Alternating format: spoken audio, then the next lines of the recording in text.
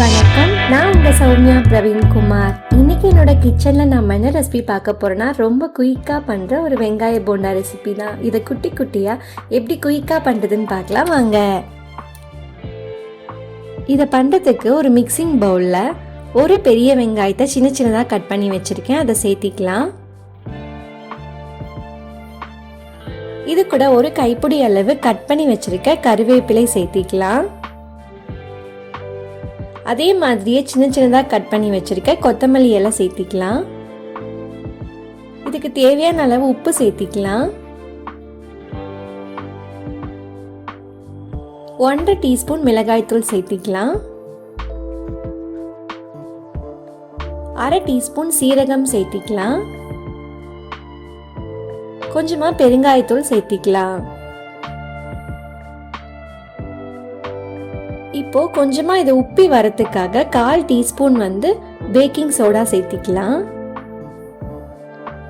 நம்ம எந்த கப்ல எடுக்கிறோமோ அந்த கப்ல 1 கப்பு கடலை மாவு, 1 கப்பு அரிசி மாவு, 2 கப்பு கோதுமை மாவு சேர்த்திக்கலாம். நான் மெஷரிங் கப்ல 1/4 கப்ல எல்லாத்தையும் அளந்திருக்கேன்.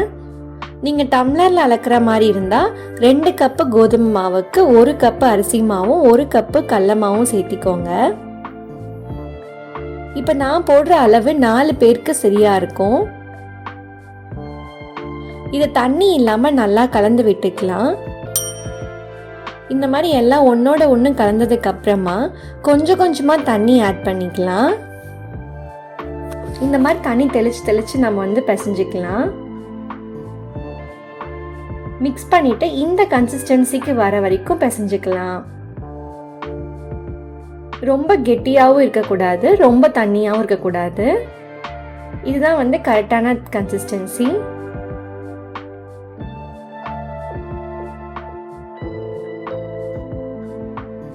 இப்படி போட்டா விழுகும்.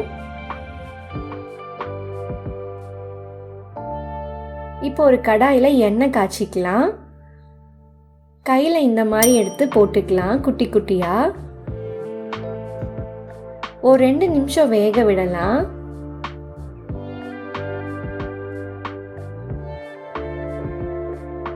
ஒரு பக்கம் வெந்ததுக்கு அப்புறமா திருப்பி போட்டு இன்னொரு பக்கம் வேக விடலாம். சூப்பரான குட்டி வெங்காய போண்டா தயார்.